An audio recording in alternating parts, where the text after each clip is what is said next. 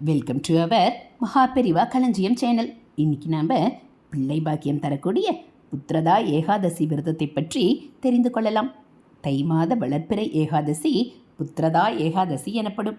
இந்த ஏகாதசி நாளில் விரதம் மேற்கொண்டு பெருமாளை தரிசித்தால் குழந்தை பாக்கியம் கிடைக்கப் பெறலாம் என்கிறது புராணம். இந்த நாள் விரதம் புத்திர பாக்கியம் அருளும் சிறப்பினையுடையது என்று சொல்லப்படுகிறது. இவ்விரதம் விஷ்ணு வழிபாட்டுக்கு உகந்த நாளாக கருதப்படுகிறது. ஏகாதசி நாள்களின் சிறப்பை ஏகாதசி மகாத்மியம் விளக்குகிறது. ஒரு காலத்தில் பத்மாவதி என்கிற நகரை சுகேதுமான் என்கிற அரசன் ஆண்டு வந்தான். தர்மசீலனான அவனுக்கு குழந்தை பாக்கியம் இல்லாமல் இருந்தது. எனவே வருத்தத்தில் இருந்தவனிடம் முனிவர்கள் ஏகாதசி விரதம் அனுஷ்டிக்குமாறு கூறினர். தை மாதத்தின் சுக்லபட்ச ஏகாதசியான புத்திரதா ஏகாதசி அன்று அவன் விரதமிருந்து மகாவிஷ்ணுவை பூஜை செய்தான்.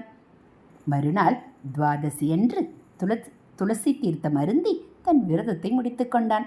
அந்த விரதம் முடித்த 10 மாதங்களில் அவன் ராணிக்கு ஒரு அழகிய ஆண்மகன் பிறந்தான். பல காலம் அவன் அந்த தேசத்தை ஆண்டு உத்தமனாக வாழ்ந்தான் என்று கூறப்படுகிறது. அத்தகைய சிறப்புமிக்க தினம் இன்று. இன்றைய தினத்தில் உபவாசம் இருப்பவர்கள் அனைவரும் பெருமாள் ஆலயத்திற்கு சென்று வழிபடுவதன் மூலம் சகல நன்மைகளையும் பெறலாம். ஏகாதசிக்கு அளவற்ற மகிமைகள் உண்டு. இது மிகவும் புனிதமான நாள் என்று வர்ணிக்கப்படுகிறது. பகவான் ஸ்ரீஹரியின் பக்தர்கள் ஏகாதசி திதியில் ஸ்ரீஹரியை மகிழ்விக்க விரதம் அனுஷ்டிக்கிறார்கள். ஏகாதசி அன்று பக்தி மார்க்கத்தில் தங்களை அதிகமாக ஈடுபடுத்திக் கொள்வதால் ஏகாதசி அன்று நாம் செய்யும் சிறிய சேவைகள் அல்லது பக்தி நடைமுறைகள் பல மடங்கு அதிகரிக்கும். ஏகாதசியை தூய்மையுடன் அனுஷ்டிப்பது நமது பல பாவங்களை எரித்துவிடும். ஏகாதசியில் விரதம் இருப்பதன் மூலம் ஒரு நபர் அனைத்து பாவங்களிலிருந்து விடுபட்டு ஸ்ரீ விஷ்ணுவின் பரம இருப்பிடத்தை அடைகிறார்.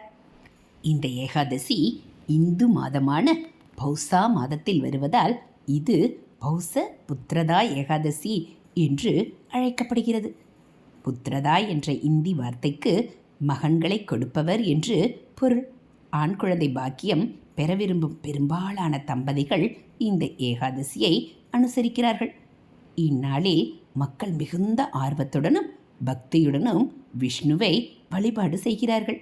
குறிப்பாக விஷ்ணுவின் பக்தர்களுக்கு பௌஷ புத்திரதா ஏகாதசி மிகவும் மங்களகரமானது. விரதமிருந்து விஷ்ணுவின் மந்திரங்களை ஜபிக்க வேண்டும். ஓம் நாராயணாய வித்மகே வாசுதேவாய தீமகி தன்னோ விஷ்ணு பிரச்சோதயாத். ஓம் பிரகஸ்பதியே நமக.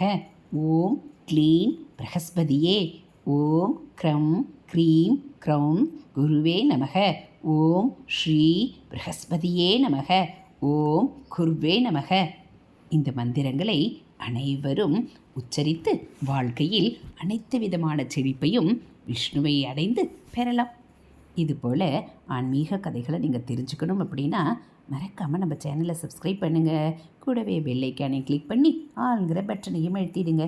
அப்போ நம்ம போடக்கூடிய வீடியோக்கள் உங்களுக்கு உடனே நோட்டிஃபிகேஷனாக வந்துடும். நீங்களும் இது எல்லாத்தையும் உடனே கேட்கலாம். தேங்க்யூ.